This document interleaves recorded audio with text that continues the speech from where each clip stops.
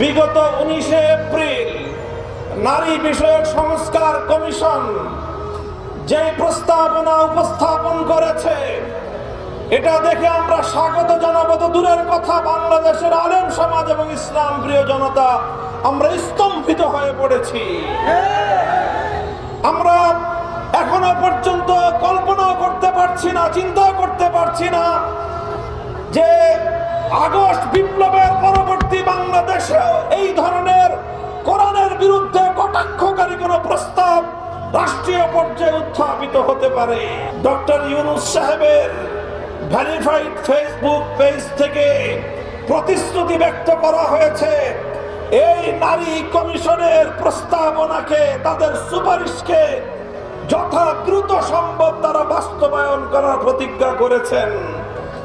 এই প্রতিজ্ঞা করার পর অর্থাৎ তারা আল্লাহর কোরআনের আইনকে, যতটুকু আইন পারিবারিক এবং উত্তরাধিকার আইনের মধ্যে এখনো বিদ্যমান রয়েছে, সেটাকে নাকি বাংলাদেশ থেকে উৎখাত করবেন, এই প্রতিশ্রুতি দিয়েছেন, এই অঙ্গীকার করেছেন ডক্টর ইউনূস সাহেব। আগামী 3 তারিখের পূর্বে বিতর্কিত নারী কমিশনের প্রস্তাবনা প্রত্যাখ্যান করে